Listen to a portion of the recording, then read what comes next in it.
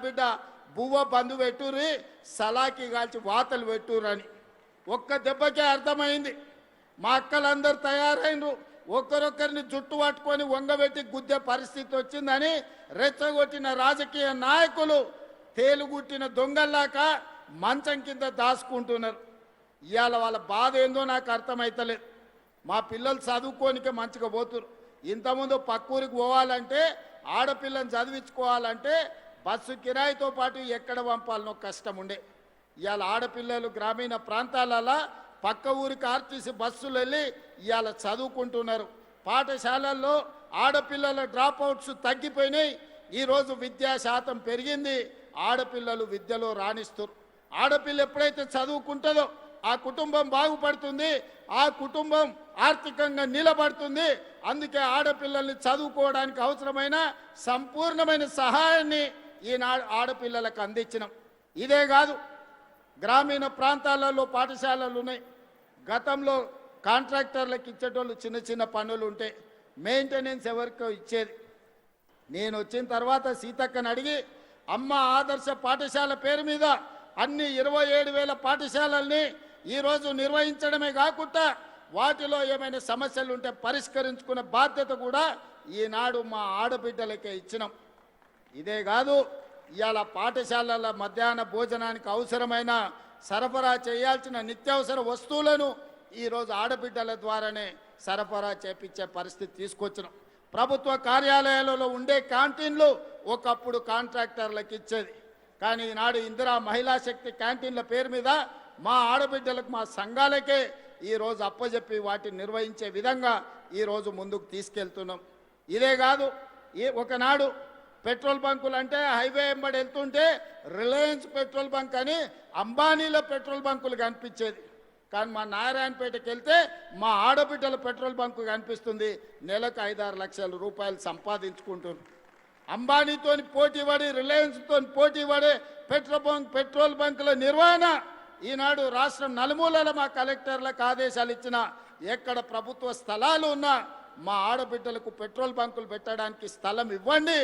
ఈరోజు అంబానీతోని వాళ్ళు పోటీ పడాలి అని. ఇక సోలార్ విద్యుత్ అనగానే అదానీ గుర్తొస్తాడు ఈ దేశంలో. అదానీ గొప్ప వ్యాపారవేత్త అని చెప్పుకుంటుంటాడు.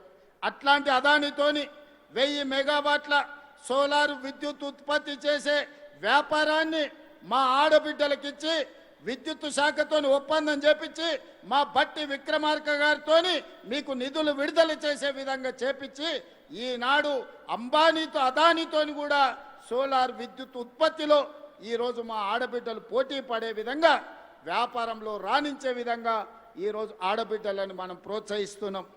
అదే కాకుండా ఇవాళ 22 ఇంతకుముందు కార్పొరేట్ కంపెనీలు వాళ్ళ నెలవారీ సమీక్షలు వాళ్ళ కార్పొరేట్ కార్యాలయంలో పెట్టుకుంటారు. మా ఆడబిడ్డలు ఊర్లలో మహిళా శక్తి భవనాలు లేక చెట్టు కింద కూర్చునేటోళ్ళు. సరిగ్గా వారం 10 రోజుల కింద 8,000 మహిళా స్త్రీ శక్తి భవనాలను ఒకేసారి ప్రారంభించుకొని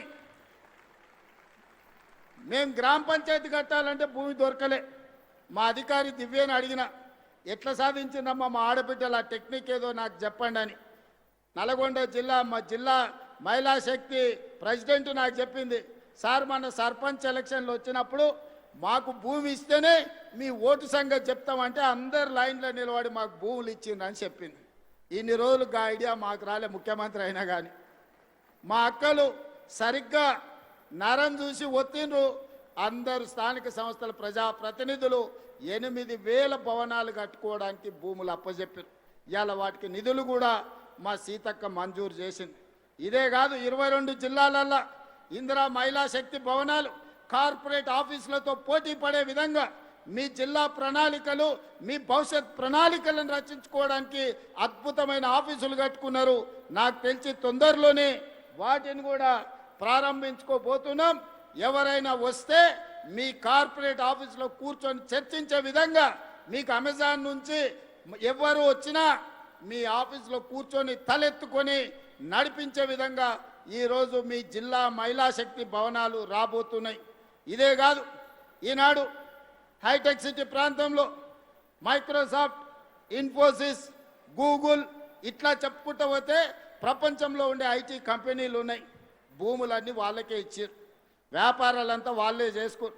హైటెక్ సిటీ పక్కన చూస్తే ఎక్కడ చూసినా వాళ్ళే ఉండే.